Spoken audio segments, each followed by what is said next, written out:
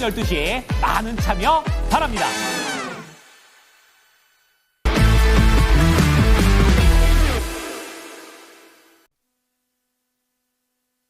네, 이슈 딥다이브 들어가겠습니다. 루크투자연구소의 임순재 대표 그리고 미르경제연구소 정태근 이사 두 분과 함께 하겠습니다. 어서 오십시오. 네, 반갑습니다. 네, 두 분과 함께 살펴볼 주제 먼저 확인해 보겠습니다.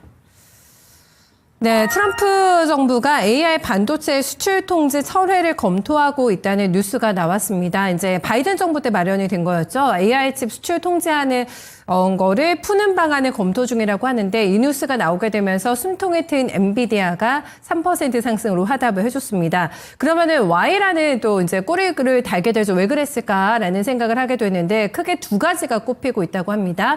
첫 번째는 업계 반발이고요. 두 번째는 중동 순방을 앞두고 이게 나왔기 때문에 중동 국가들이 볼멘 소리를 하고 있는 거죠. AI 칩을 구매하는데 너무 어려움을 겪고 있다라고 하기 때문에 순방 가기 전에 선물 차원에서 이런 멘트가 나온 게 아닐까? 예측을 하고 있는데 어쨌든 반응은 괜찮게 나오는 것 같아가지고 대표님 현실화된다면 반도체 조금 더 숨통 트이는 계기가 될 수 있을까요? 일단 뭐 얘기는 트럼프가 얘기는 했지만 그 듣고 싶은 것만 드는 거 아니냐라는 생각을 해보고 있습니다. 뭐냐면 수출 통제, 그러니까 바이든 정부에서 만든 AI 수출 통제를 가 이제 15일서부터 이제 예정이 되어 있습니다. 네. 근데 그거를 이제 하지 않겠다라는 거고요. 새로운 규정을 만들겠다라고 얘기를 했습니다. 그러니까 이게 규제를 안 한다라는 게 아니라 바이든 정부 때 만든 규제를 안 하겠다라는 거지. 뭐 규제가 없어진다라고 약간 오해한 것 같고요. 미국 시장 내에도 본다라고 하게 되면 반도체 관련주들이 이런 얘기를 듣고 급등을 했다가 장 막판에 또 다시 상승폭을 조금 줄였거든요. 그 이유 자체는 그 내용을 본다라고 하게 되면 이게 규제를 뭐 철폐했다라기보다는 새로운 규제를 위해서 잠시 멈췄다라고 이해를 하시면 좋을 것 같습니다. 특히 뭐 좀 전에 앵커님도 얘기했듯이 이번에 이제 바이든 정부에서 만든 그 AI 그 기술 자체가 1그룹에서 3그룹으로 나눠지는데 지금 대부분 1그룹 같은 경우는 뭐 판매하는데 문제가 없고 3그룹은 아예 판매가 안 되는 거고 그리고 2그룹 같은 경우는 사안에 따라서 다르게 판매 여부가 결정이 되는 겁니다. 지금 이제 중동 국가들 같은 경우는 대부분 2그룹에 속하기 때문에 이렇게 이제 특히 중동 국가에서 불만이 좀 많았었기 때문에 이번에 트럼프의 중동 방문, 이번 주말에 이제 중동 방문을 하게 되는데 그에 앞서서 선제적으로 선물 성격으로 얘기를 한 거지 뭐 이게 완전히 수출이 통제가 해제가 된다라고 볼 수는 없을 것 같고요. 아마 조만간에 새로운 수출 통제 규정이 다시 나올 걸로 예상이 되고 있습니다. 중국을 비롯해서 적성국에 대한 AI 규제는 지금보다 더 강화될 가능성은 충분히 있고요. 특히 지금 나오는 얘기 중에서는 중국으로 이제 우회되는 국가들에 대한 규제도 같이 하겠다라고 지금 얘기를 하고 있습니다. 그러니까 이전에 바이든 정부 때는 그런 얘기가 없었는데 트럼프 정부 내에서는 우회로에 대한 수출도 규제를 한다라고 하게 되면 지금보다 수출이 좀 더 강화될 가능성은, 통제가 강화될 가능성은 있고요. 여기에 이제 미국 의회 같은 경우, 특히 이제 민주당 의원이 최근에 AI 칩에다가 미국 이외 적성 국가로 만약 수출이 될 경우에 이거를 통제할 수 있는 그러한 이제 설계를 추가적으로 해야 되는 그런 법안을 지금 발의한 그런 상황입니다. 그러니까 그만큼 미국 내에서의 반도체 규제는 지금 특히 이제 중국을 향한 AI 반도체 규제는 지금보다 더 강화될 수 있다라고 보여지니까요. 뭐 너무 그런 부분에 대해서 이게 당장 뭐 수출이 통제가 해제가 될 것이다라는 기대감을 갖는 거는 조금 무리가 있다라고 보여지고요. 다만 이제 AI에 대한 투자는 계속 이루어집니다. 특히 빅테크 중심으로 지금 뭐 계속 실적 발표가 되면서 여러 이제 업체들이 여러 이제 얘기들이 나오고 있는데 뭐 기본적으로 AI 관련된 클라우드의 매출이 증가를 하고 있고요. AI에 대한 투자는 앞으로도 계속 확대를 하겠다라고 발표한 상황이기 때문에 이런 수출 통제 이외에도 AI 반도체 수요는 계속 좀 유지될 가능성은 있다. 다만 이런 이슈로 인해서 뭐 급속도로 증가한다라기보다는 아마 점진적으로 상승하지 않을까라는 생각을 해보고 있습니다. 그러니까 세 판을 짜겠다는 거죠. 세 단계로 네, 분류됐던 그 기존의 방침을 가져가지 않고 자신만의 판을 짜서 어쨌든 통제는 하긴 할 거다라고 저희가 봐야 될 것 같은데 엔비디아가 중국 수출 못하게 해서 지금 계속 주가 하락 나왔잖아요. 네. 그럼 엔비디아가 계속해서 부담을 안고 간다라고 봐야 되는 걸까요, 그러면? 그렇죠. 일단 뭐 엔비디아 같은 경우 당분간은 좀 더 이런 부담감이 이어질 가능성이 있다라고 보여집니다. 아마 트럼프 정부 내에서도 아마 이런 규제를 좀 더 강화할 그런 가능성이 충분히 있고요. 특히 여기에 지금 미국 의회에서 추진하고 있는 뭐 이제 통제 가능한 그 이제 설계를까지 들어간다라고 하게 되면 더더욱 중국 수출이 불가능한 때 하게 되는 거니까 네. 그렇다라고 하게 되면 엔비디아의 실적 측면에서 특히 중국발 매출이 상당 부분 감소할 가능성에 대한 부분도 대비를 하셔야 되지 않을까 싶습니다. 네. 그러면요, 이사님, 이게 세 판을 짠다고 하니까 그 판이 어떻게 나올지를 모르는 거잖아요. 네네. 여전히 반도체는 불확실성 안고 있다고 봐야 되는 건가요? 네, 맞습니다. 일단은 이 규제 철회에 대한 내용은 전반적으로 저도 대표님하고 의견이 같다라고 말씀드리고 싶고 네. 그렇게 말씀드릴 수 있는 것들이 그러니까 방식이 바뀌는 거죠. 다 규제를 하는 것이 아니라 핀셋으로 베네핏이 있으면 풀어주고 없으면 규제하고 요 방식으로 하겠다는 거거든요. 그렇기 때문에 방식의 어떤 변경이기 때문에 일단 달라진 건 없다라고 봅니다. 그래서 일시적인 어떤 악재 해소 이런 측면에서 일단은 해석을 하고 그로 인해서 반응이 나왔다를 보시면 될 것 같습니다. 그리고 이제 앵커님께 질문하신 부분에 대해서 또 대답을 해보자면은, 그러니까 반도체의 어떤 투자 심리를 짓누르고 있는 게 과연 뭘까? 우리를 이걸 한번 생각해 봐야 되는데, 결국 이게 반도체도 품목별 관세가 부과가 될 거라는 그런 우려감이 투자 심리를 짓누르고 있는 상황들이거든요. 그렇기 때문에 이게 해소가 되기 전까지는 아마 반도체 쪽 같은 경우는 글쎄요. 분위기가 좀 반전이 될까라는 생각이 좀 듭니다. 그러다 보니까 일단은 뭐 오늘 수출 규제 철회 방침 이런 뉴스가 나왔지만 그럼에도 불구하고 품목별 관세 부과라는 이런 우려감들이 완전히 해소가 되기 전까지는 반도체는 좀 쉽지 않을 것 같다는 말씀드려야 될 것 같아요. 그리고 그 이전에 또 이제 엔비디아 쪽을 바라보게 되면 저는 개인적으로 그 엔비디아 주가가 좀 지지부진한 것들이 저는 결국 딥시크 얘기가 나온 뒤부터 좀 지지부진하다고 생각을 하고 있거든요. 그렇기 때문에, 그러니까 고성능 AI에서 가성비 AI로 넘어가게 되면서 약간은 투자 심리가 꺾였단 말이죠. 그러면 이거를 뒤집을 만한 또 어떤 새로운 호재, 그러니까 악재 해소하고 호재 발생하고는 좀 약간 궤를 좀 달리한다 보거든요. 국가 나배드 차이라고 보시면 될 것 같은데, 어쨌든 분위기 반전을 뒤집을 만한 이런 호재가 나오기 전까지는 반도체는 조금 이제 관망 차원에서, 그러니까 개별적으로 가는 종목은 분명히 있습니다. 근데 그런 종목들을 제외를 하고 반도체 전체적으로 봤을 때는, 이 지금이었던 투자 심리를 뒤집을 만한 어떤 새로운 호재가 나오기 전까지는 좀 기다려야 되지 않을까라고 말씀드려야 될 것 같아요. 딥시크 R2 공개한다고 했잖아요. 네네. 요게 또 상당히 반응이 크면은 그때는 더 밀릴 수도 있고 하겠네요. 엔비디아가. 글쎄요, 지금 더 밀릴 건 없다라고 봐요. 그러니까, 이미 주가가 발목이 잡힌 상태, 그러니까 만약에 고성능에서 가성비 AI로 확 다 넘어가게 된다라면은 꺾인 요인이 되겠지만은 네네. 고성능보다는 가성비 AI가 더 부각이 되는 상황이거든요. 그래서 그런 상황에서 보게 되면은 매수를 안 하는 거지 파는 건 아닙니다. 그렇기 때문에 못 올라간다라는 관점에서 보는 게 맞지 않을까라고 조금 뒤집어서 말씀드려야 될 것 같네요. 알겠어요. 못 올라간다. 네. 네, 그렇게 정리 한번 해보겠습니다. 반도체 조금 시간 걸릴 것 같다고 봐주셨어요. 네, 그렇다면 종목픽을 어떻게 하셨는지 그 안에서 지금 당장 눈여겨볼 만한 살만한 주식이 있는지 탑픽으로 확인하겠습니다. 네, 임순재 대표의 종목은 파크 시스템즈 오늘 굉장히 강하게 올라가고 있는 종목인데 네, 가지고 오셨고요. 네, 이사님의 종목은 이수페타시스로 가보도록 하겠습니다. 파크 시스템즈가 실적 잘 나왔나 봐요, 대표님. 그렇죠. 1분기 실적 뭐 상당히 좋게 나왔다라고 보시면 될 것 같습니다.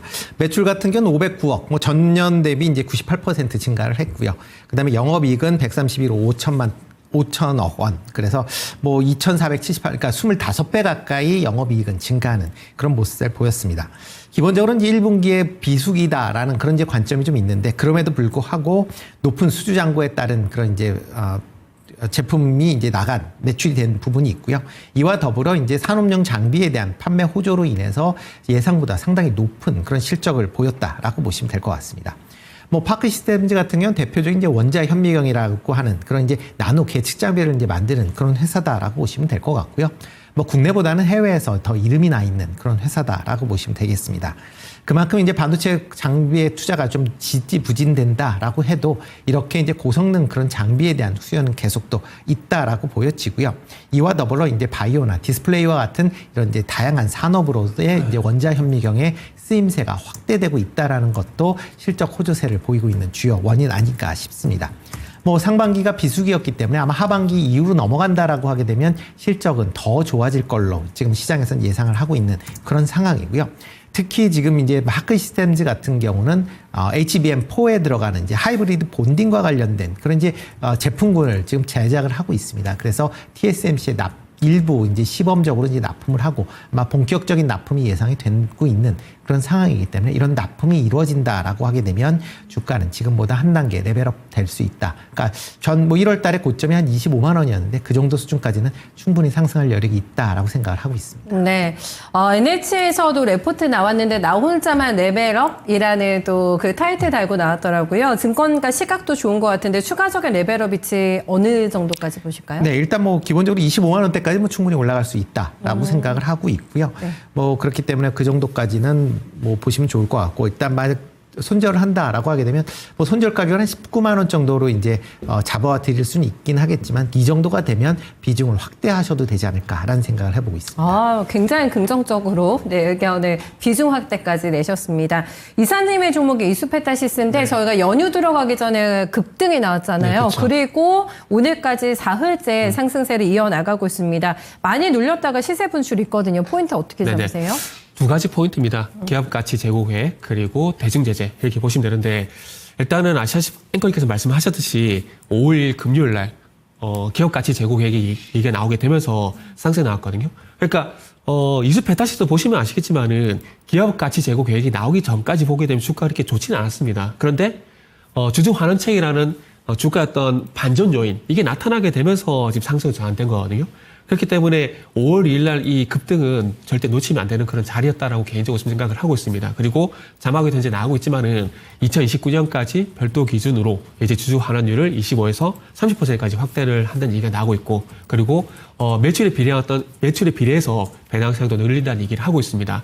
이 부분이 또 중요한데 왜냐면은 지금 이제 모 대선 후보가 어쨌든 이제 주시장 활성화 관련된 어떤 공약이 나왔거든요. 그래서 그런 부분과 좀 개를 같이 한다는 점에서 보게 된다라면은 이런 기업 가치 제고 계획 같은 경우는 주가에 긍정적인 영향을 줄 수밖에 없을 것 같아요.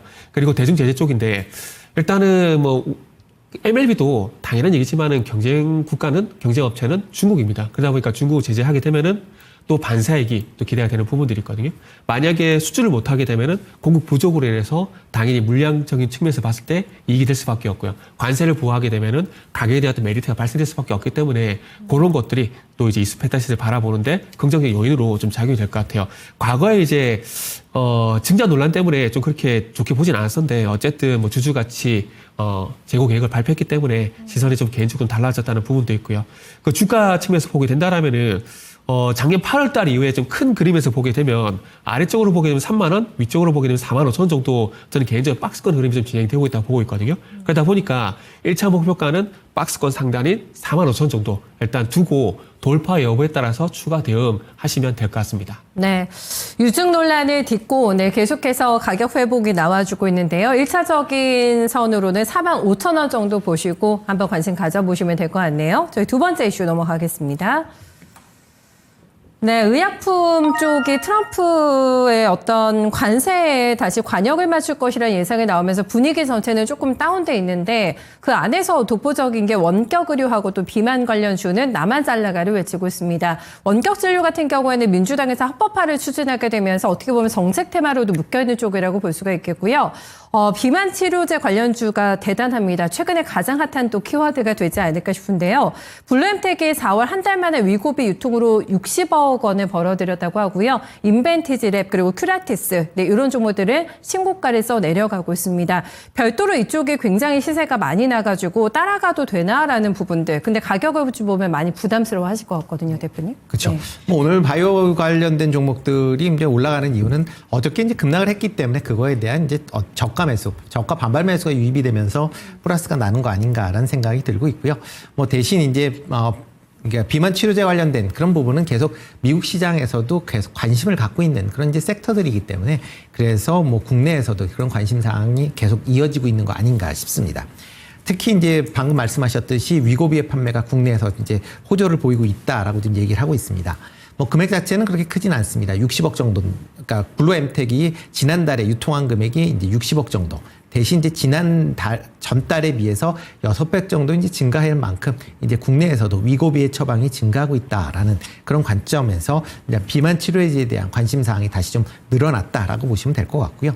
특히 최근에 이제 비만 치료제로 가장 각광을 받았었던 인벤티지 랩이 오늘 과열로 인해서 거래 중단이 이제 이루어지면서 여타 종목으로 이런 이제 매기가 확산되고 있는 모습이 보인다라고 보시면 되겠습니다. 특히 비만 치료제 자체 시장은 상당 부분 이제 커질 걸로 지금 예상을 하고 있는데요. 대표적으로 한국보건산업진흥원 같은 경우는 2028년도까지 매년 14% 이상씩 비만 치료제가 이제 성장을 해서 373억 달러 규모까지 확대가 될 것이다라고 지금 예상들을 하고 있는 그런 상황입니다.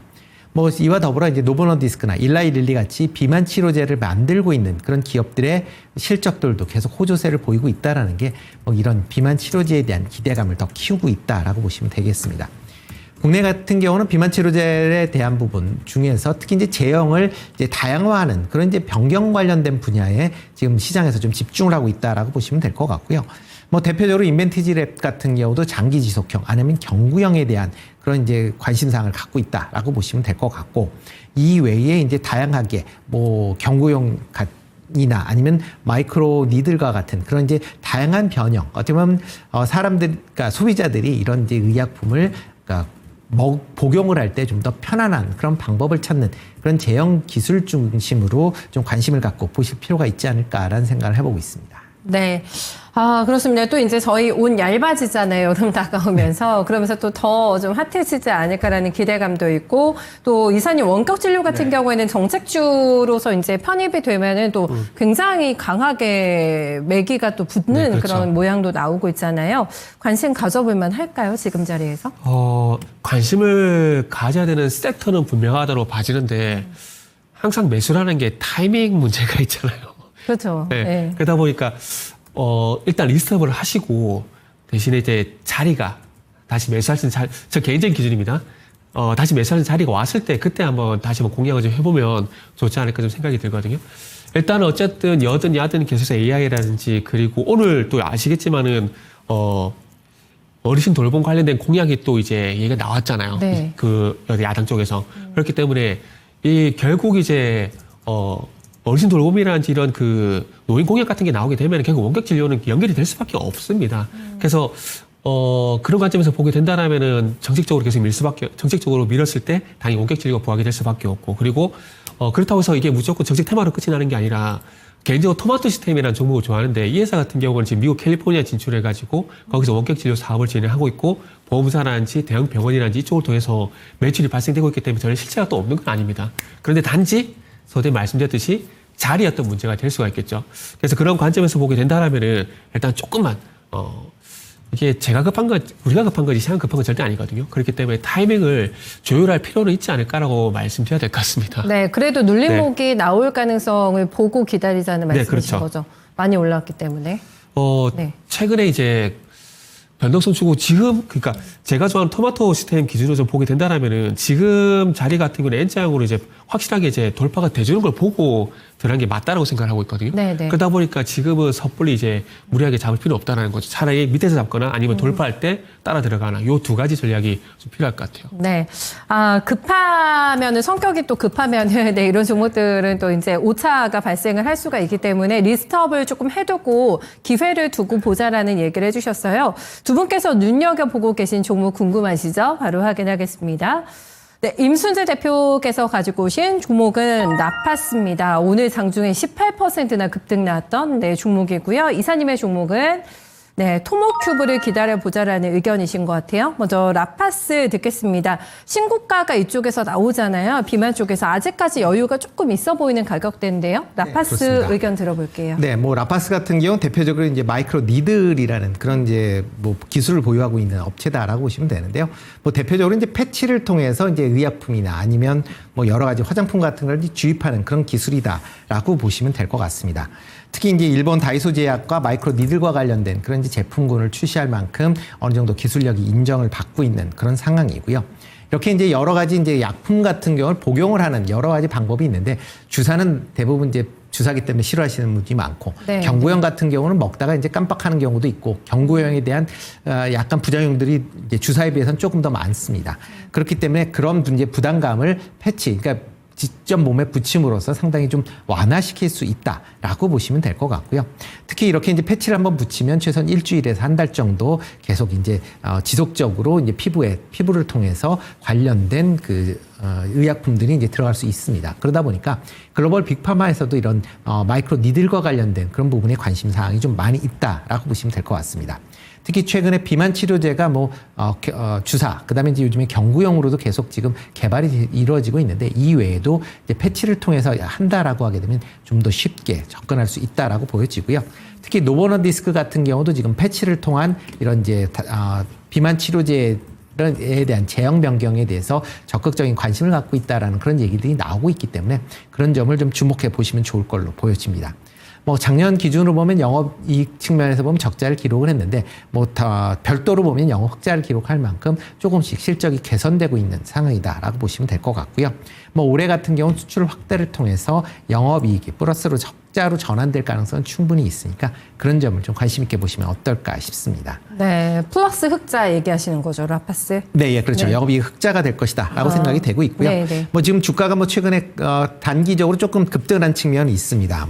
4월 초에 비해서 지금 한 60% 정도 상승을 했는데 문제는 이제 이전에 주가 수준에 비해서는 아직 그렇게 높진 않다라고 보여지고요.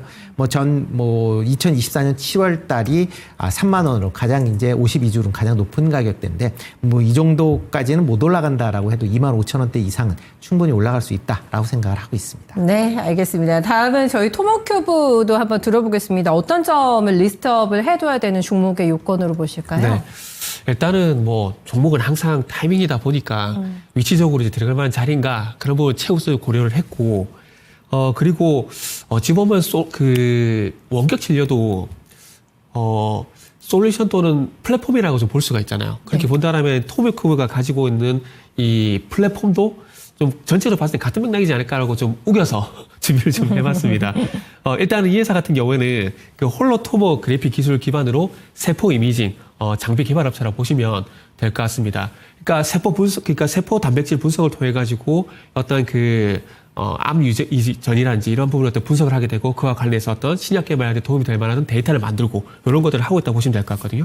최근에 세계 최초로 이제 2세대 홀로토모 그래픽 기술을 개발을 하게 되면서 좀 부각이 되고 있습니다. 일단 좀 전에 말씀드렸듯이 세포 단백질이라든지 그리고 이런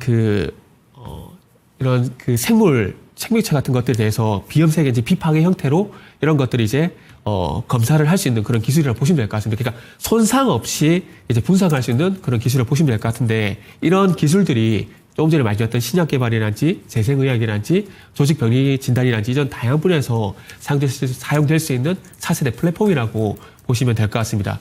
사실 근데 저도 보면서 내용이 뭔 말인가 싶고 되게 어렵던데 어렵죠. 아무튼 생물학적으로 어떤 병리 진단의 어떤 새로운 기술이라고 보시면 일단 될 것 같아요. 그리고 또 중요한 건 차트인데 요 종목이 참 정직하게 차트가 좀 움직여주고 있어요. 무슨 얘기냐면은 요 종목은 21선 대응을 하시면 될 것 같아요. 올해 2월 17일 전으로 보게 되면은 21선이 안정적으로 상승하는 그 지지라인으로 작용이 됐고요. 그 이후에는 또 이탈을 하게 되면서 하락으로 전환됐었는데 최근에 4월 11일 날 이 21선을 돌파하게 되면서 추세를 돌려줬는데 방금 말씀드린 이 차세대 토모 그래프 기술이 나오게 되면서 5월 1일 날 금요일 날 또 19% 급등이 나오게 되면서 소위 말하는 N장 반등이 나왔습니다. 그래서 21선을 다시 한번 지켜주게 되면서 상승 추세는 유효하다는 것을 일단 보여줬기 때문에 한번 관심을 가져봐도 될 만한 위치라고 좀 판단했습니다. 네, 21선 놓고 대응하자고 해주셨는데 전략 구체적으로 가격 잡아주세요. 네. 일단은 요것도 22,000원 일단 먼저 말씀드리도록 할게요. 지금 현재가 대비 좀 낮지 않냐고 볼 수 있는데 일단 요것도 분기점이라고 보시면 될 것 같습니다. 여기가 돌파가 되게 되면은 당연히 추가적으로 보유가 가능하다라는 관점에서 말씀드리도록 하겠습니다. 네, 알겠습니다. 여기까지 듣겠습니다. 두 분 수고 많으셨습니다. 네, 감사합니다. 네, 오늘 정치권과 관련된 단일화가 또 키워드인데 계속 속보가 올라오네요. 네, 오늘 김문수 전 장관, 한덕수 전 총리가 단일화 토론회 하기로 했는데 이거 취소가 됐다고 하고요. 김문수 전 장관은 타협하지 않겠다. 지금 당 지도부가 단일화를 추진하는 것에 대해서 강하게 반발하고 있고요. 한덕수 전 총리는 단일화 약속을 빨리 지켜라. 네, 김문수 전 장관에게 이런 압박을 넣게 되면서 이 관련된 조보들이 지금 굉장히 큰 변동성을 보여주고 있다라는 있다는 점 특징으로 확인을 해볼 수가 있겠습니다. 오늘 거인의 시선에서는 좀 한동안 관심이 뜸했던 섹터이지 않을까 싶어요. 건설주 얘기를 해주신다고 합니다. 전반적인 분위기 자체는 다운돼 있지만 차별화도 되는 종목들이 있다고 하는데요. 어떻게 건설주를 엄선해야 될지 그 방법 함께 들어보실까요? 네, 금산 전문가입니다.